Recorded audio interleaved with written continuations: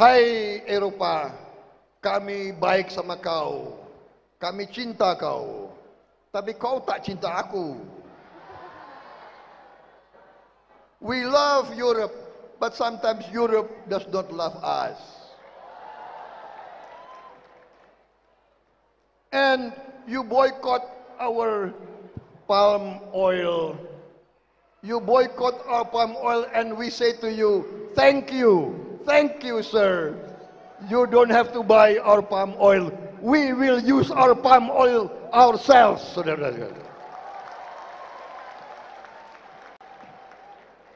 Kalau bahasa anak Jakarta, lo mau beli kek, lo nggak beli kek, emang gue pikirin.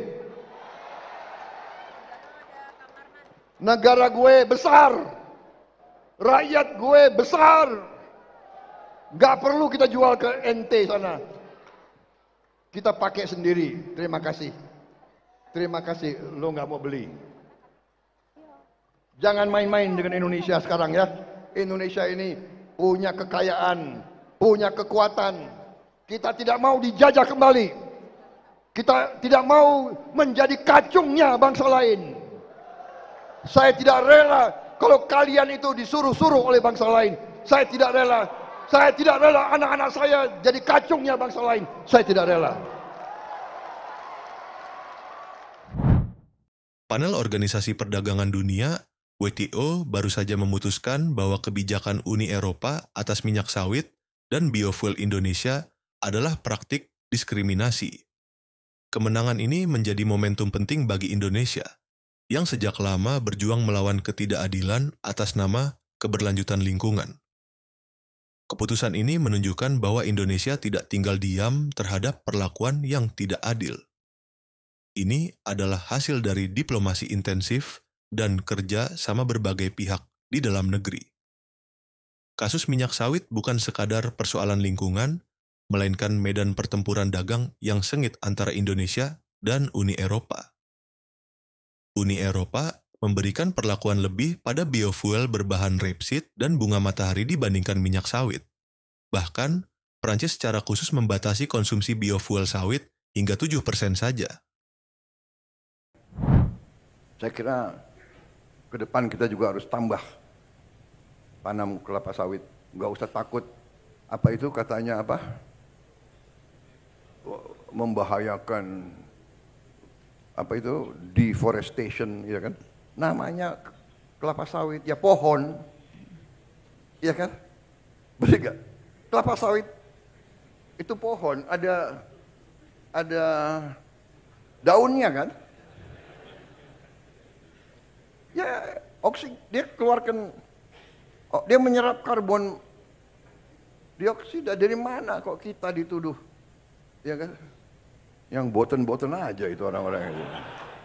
Jadi kita baik-baik aja, kita tidak, bahkan mereka bingung waktu mereka mau apa tuh ngomong-ngomong mau batasi, kita nggak boleh apa, Eropa kan mau batasi, sekarang bingung sendiri. Saya bilang, oh terima kasih, kita nggak jual ke Anda, terima kasih, saya bilang. Mereka panik sendiri di situ sekarang. Panel WTO menyatakan, Uni Eropa tidak mampu membuktikan dasar ilmiah dari kebijakan ini dan gagal memastikan prosedur sertifikasinya berjalan adil. Ternyata tak hanya sawit, Indonesia juga pernah melawan kebijakan proteksionis lainnya. Salah satunya adalah gugatan Uni Eropa atas larangan ekspor nikel mentah yang diberlakukan pemerintah. Uni Eropa mengklaim kebijakan ini melanggar prinsip perdagangan bebas. Namun, pemerintah Indonesia menegaskan bahwa kebijakan tersebut bertujuan mendukung hilirisasi industri, bukan semata-mata membatasi perdagangan. Kemenangan sawit ini menambah daftar panjang sengketa dagang Indonesia di WTO. Sebelumnya, Indonesia mengajukan gugatan terhadap bea masuk tambahan atas stainless steel asal Morowali, yang dianggap sebagai subsidi lintas negara oleh Uni Eropa. Ada juga kasus tarif biodiesel yang diberlakukan Uni Eropa hingga pengenaan anti-dumping duty pada fatty acid, produk turunan kelapa sawit. Namun, sengketa ini mencerminkan sikap tegas pemerintahan Prabowo untuk melindungi kepentingan nasional. Keputusan WPO tidak hanya menguntungkan sektor sawit, tetapi juga memberikan preseden penting bagi negara berkembang lainnya. Eropa, yang selama ini memimpin kampanye global atas nama keberlanjutan, kini menghadapi tekanan untuk mengubah kebijakannya. Pemerintah Indonesia akan terus memantau implementasi keputusan ini dan memastikan Uni Eropa mematuhi rekomendasi panel WTO. Selain itu, diplomasi Indonesia tidak berhenti di sini. Bersama Malaysia, Indonesia juga menentang European Union Deforestation Regulation (EUDR) yang dianggap diskriminatif. Delegasi kedua negara bahkan telah mengajukan data penurunan deforestasi hingga 75% pada 2019 sampai 2020. Meski Uni Eropa bukan pasar utama minyak sawit Indonesia, kebijakan diskriminatif di kawasan tersebut berpotensi menyebar ke negara lain. Pemerintah Indonesia akan mendesak Uni Eropa untuk kembali membuka pasar ekspor produk minyak kelapa sawit. Kemenangan Indonesia di WTO menjadi simbol penting bahwa negara berkembang bisa melawan diskriminasi negara maju. Namun, ini baru langkah awal. Dengan terus memperkuat diplomasi, hilirisasi industri, dan dukungan kepada petani, Indonesia dapat mengubah narasi global tentang minyak sawit. Pada akhirnya, keberlanjutan dan keadilan dagang bisa berjalan beriringan, bukan saling meniadakan. Banyak negara selalu berharap dari Indonesia. Saya sampai ngeri sendiri, terlalu berharap, disangka kita ini sudah jadi apa begitu. Ya.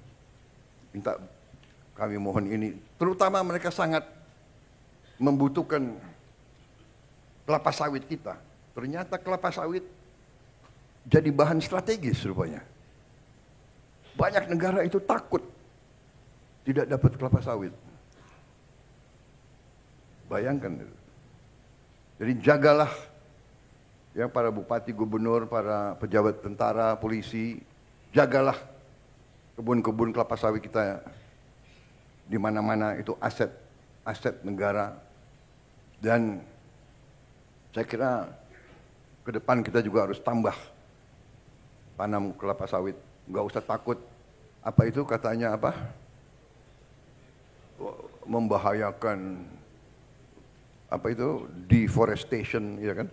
Namanya kelapa sawit ya pohon, ya kan? Betul nggak? Kelapa sawit itu pohon, ada daunnya kan? Ya, dia keluarkan, dia menyerap karbon dioksida. Dari mana kok kita dituduh? Ya kan? Yang boten-boten aja itu orang-orang itu. Jadi kita baik-baik aja, kita tidak, bahkan mereka bingung waktu mereka mau apa tuh? Ngomong-ngomong mau batasi, kita nggak boleh apa? Eropa kan mau batasi, sekarang bingung sendiri. Saya bilang, oh terima kasih.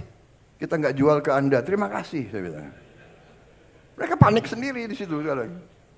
Tuh, nanti semua industri coklat mereka kacau itu kan. Bikin coklat itu kan dari kelapa sawit itu.